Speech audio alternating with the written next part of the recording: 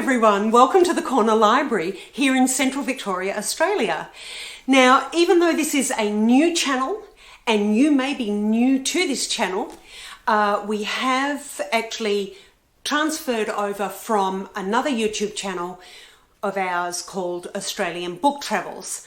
Now that channel did have book recommendations on a Monday and a travel video or relaxation video on a Saturday. But for the sake of the algorithms, in order to have the channel successful and to organise all the algorithms with YouTube, we decided to separate the two channels. So Australian Book Travels with the travel videos and the relaxation videos is still active, but this channel, the Corner Library, is wholly and solely dedicated to all things books. So we have book recommendations and we'll talk about Australian authors and other authors, but particularly Australian authors, publishing houses, independent bookshops. Yeah, so I'm really excited. Now, for those of you who have literally just joined and you haven't transferred over from Australian Book Travels, my name is Cheryl and my partner Mark and I live on a property in Central Victoria, Australia.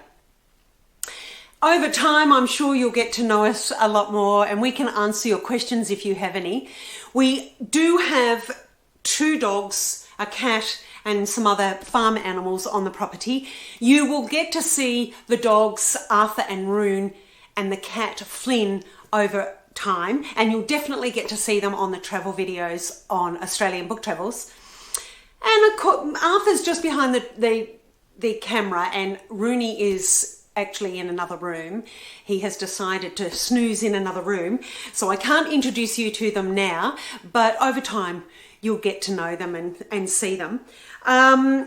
The other thing I wanted to tell you was, for those of you who have been watching the other channel for a while, we did receive some rain last night.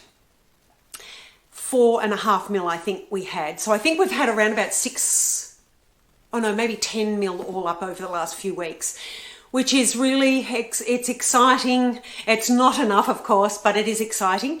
Today is a particularly cloudy day, so I'm hoping I do have the blinds down a little bit because it's glary and my spectacles that I will be wearing will reflect into your eyes. So I'm hoping that we can sort of mitigate that a little bit.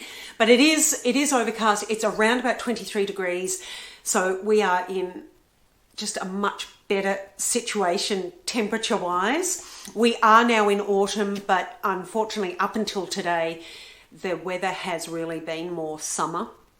So we're hoping from now on it gets cooler and cooler. Fingers crossed, everyone, because we really, the ground, the property, the trees and the plants really do need that relief from the heat and the searing sun. So that's that.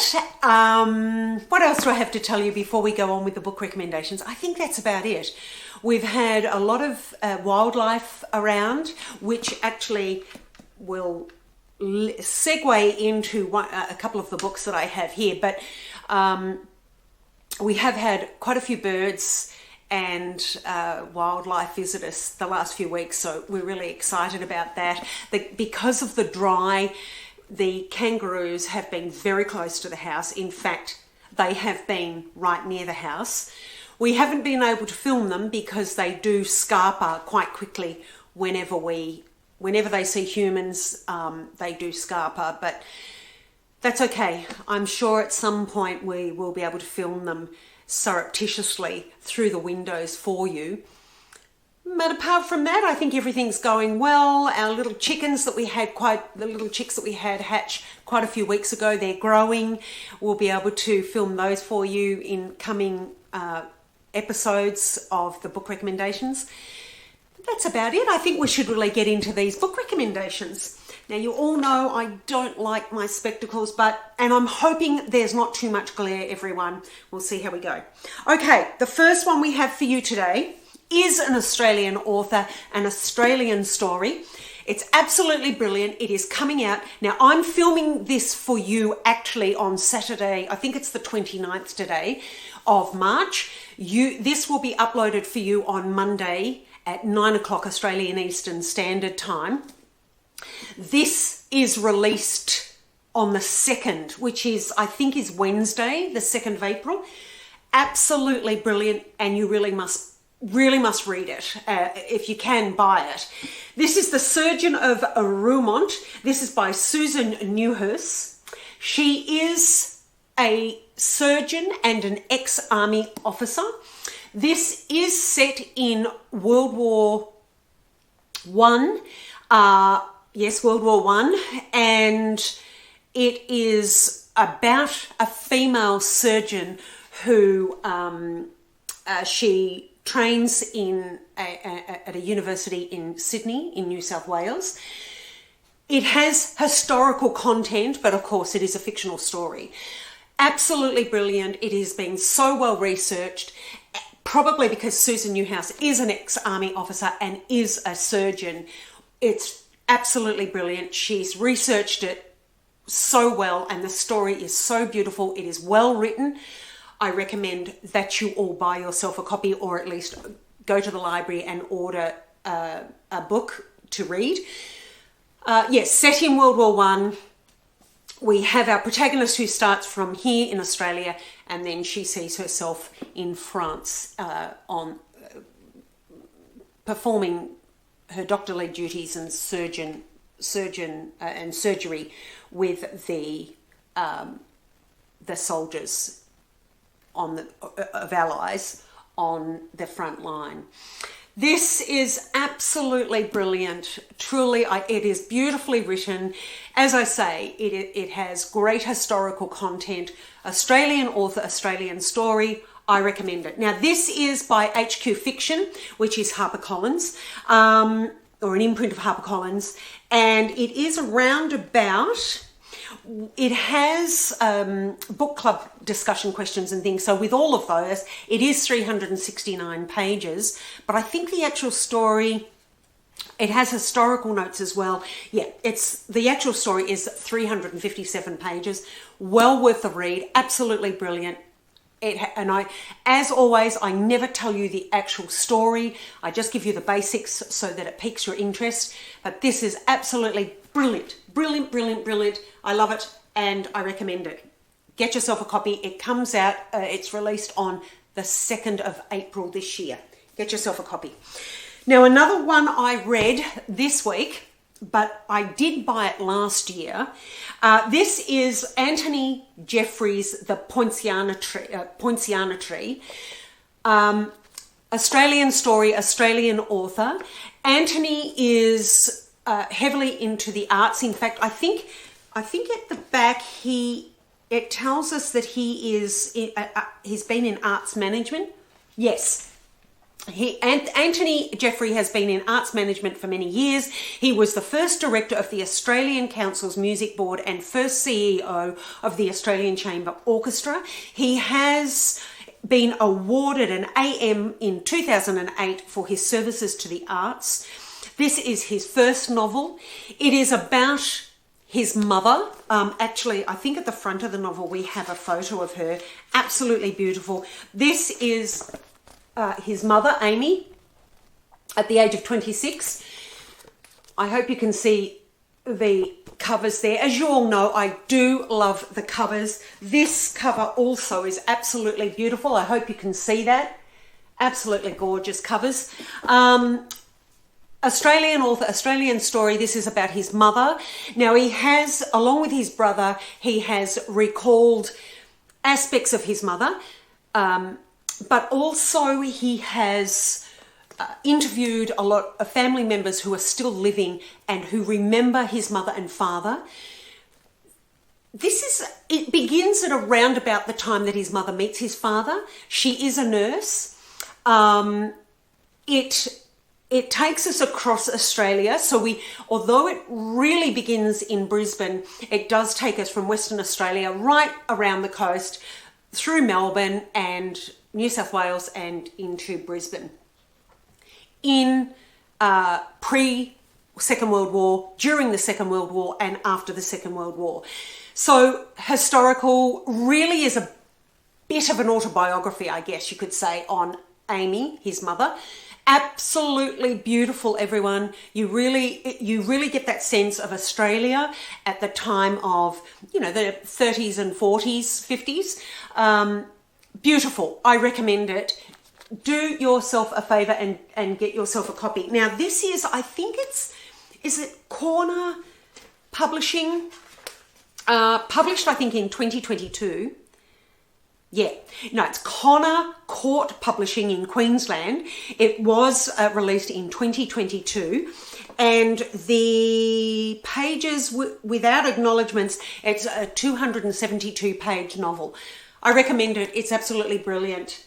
You will get a very much a sense of people and place and time in Australia before, during and after World War II. I loved it. So we have Australia World War One, although not really in Australia, but about a surgeon in Australia and who goes over to the front in Europe in World War One. This is then World War Two and just before. And then we have this one, which was absolutely fantastic. I read this also in the last few days. I bought this last year. It is The Hazelburn Ladies Motorcycle and Flying Club by Helen Simonson. This is Allen and Unwin, and I think this was 2024. Let me just check, everyone. I'm sure it was 2024. Hang on. Ooh. Yes, here we go. Yes, 2024. And yeah, by Allen and Unwin here in Australia and New Zealand. Now, this is around about 300... Oh, it's 415 pages. There you go. I was going to say 380, but it's 415 pages.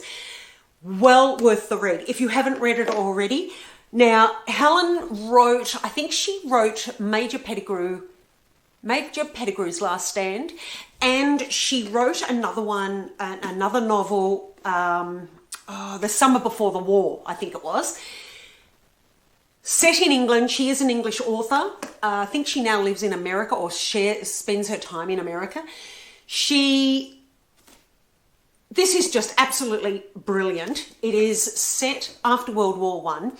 It is a story which encompasses, it's the umbrella for a whole heap of other topics and stories. We begin with Constance, who is effectively a lady's companion, or at this stage you would call her a lady's companion. She's a companion to a long-term family friend, a friend of her mother's, who is wealthy. She is not.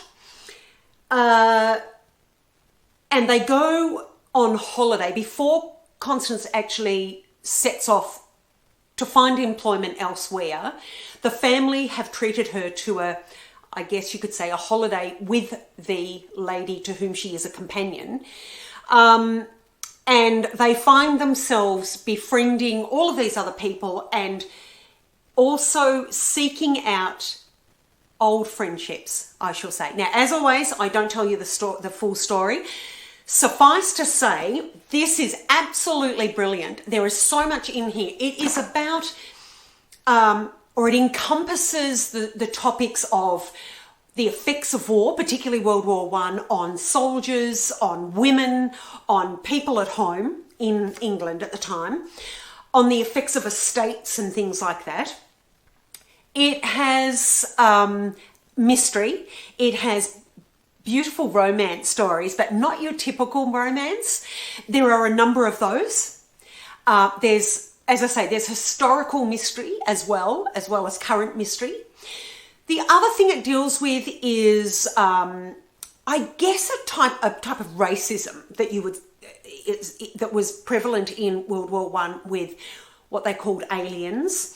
So they were the Germans and the Jews and so forth in World War One that had been in England for a period of time, and they really considered England home, but because of their heritage or because of where they originally were born, they were interned in camps in England. Or if they had special dispensation, they were allowed to work on farms and in businesses. under strict conditions. So we have that and the sadness of that, and so some of the chapters deal with some of these webs, these offshoots of the main story. I cannot recommend this enough. It is beautifully written, and may I say, some of the dialogue in this, or most of the dialogue, is very much in that turn of the 20th century style. So she really has researched her etiquette and her dialogue well, or what would be considered proper, correct dialogue for people and between social classes at that time. I really recommend this. It's packed so much into those 400 and odd pages. It is absolutely brilliant. I did not want to put it down. It reminded me of so many other stories and so many other books.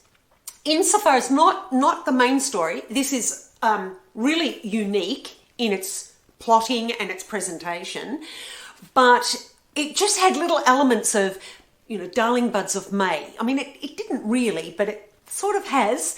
It reminded me of that. It reminded me of The Cazelots by Elizabeth Jane Howard, Miss Reed's novels, and who else? There were just so many little snippets where I thought, that reminds me of that author and that reminds me of those stories.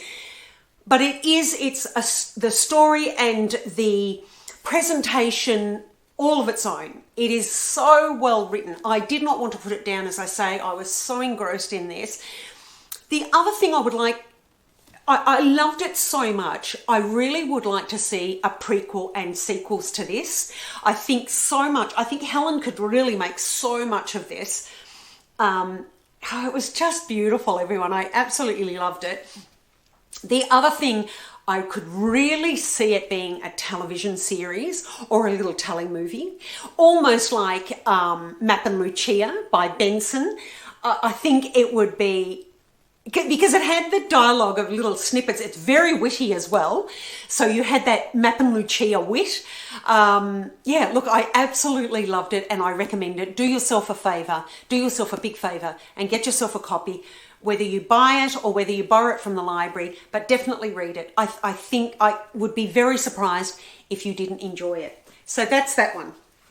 Now, one thing, because this is a new channel and because we are focusing on Australian authors, not wholly and solely, we will be looking at the classics, and as I have done on Australian Book Travels, we look at all sorts of books. I love all genres, mainly crime fiction and those comfy cozy reads and the classics, but there are 3 publishing houses for whom I read their pre-releases. So that is Fremantle Press in Western Australia. They have absolutely wonderful books and we'll talk about them more later in future episodes. Echo Publishing here in Australia and HarperCollins Australia.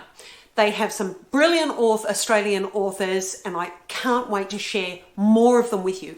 If you're wanting to be sort of run up to date where we are, if you've only just joined this channel and you haven't seen Australian Book Travels, I am leaving the book recommendations on Australian Book Travels, so you're more than welcome to go through those. There are a lot of presentations I've done on Australian authors and new releases over the last 12 months.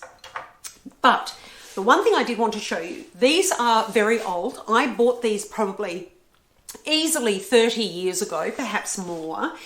These are, sorry everyone, I will have to use my glasses. These are Australia's Wilderness Heritage, volumes 1 and 2. They are no longer in publication, to my knowledge, but I needed to show you these because if you can get yourself a copy and you are interested in Australia in any way, shape or form, whether it's the books and our printing of books, and all the flora and fauna, these are absolutely worth every dollar that you will spend. It gives you all the details and sometimes the history of locations. Rainforest, it is about flora and fauna. So you get our rainforests, our deserts, and other Gumtree forests and things, the Kimberleys, absolutely beautiful. Now that one I think is of flora, and I think this one is fauna from memory. So you will see that the photography is just amazing, absolutely beautiful. They are heavy. They're really a good coffee table book, but you will definitely get a great insight into our flora and fauna. Some of it which is now lost or on the endangered species list, but I mean, look at those, absolutely gorgeous, worth every cent that you pay for and worth every minute that you spend reading these books. Absolutely beautiful. Now we do have, contrary to popular belief overseas, we do have everything from desert and the heat, extreme heat, desert heat, right through the rainforest and also the snowfields. So you will learn a lot. If you don't know already, you will learn a lot about Australia.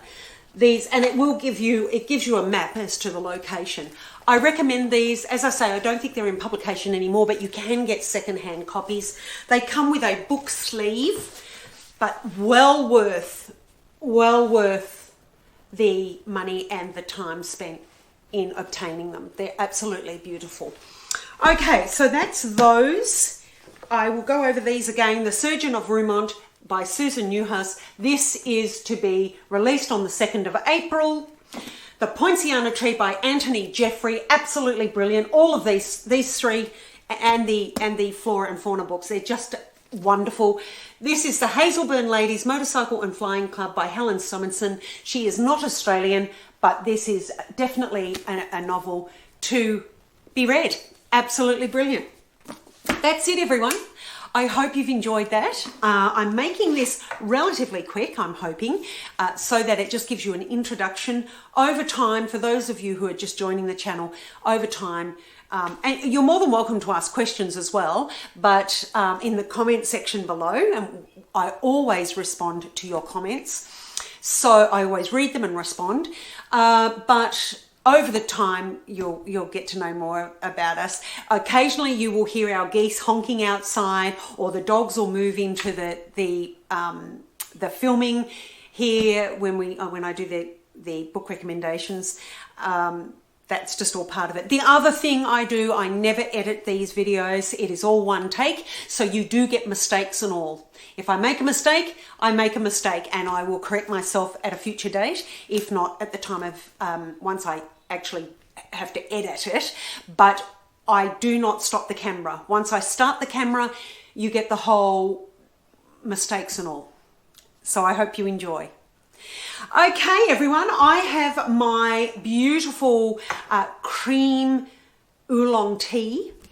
It is without milk or sugar, but it is a very creamy oolong tea. It's absolutely beautiful. So I will be drinking that.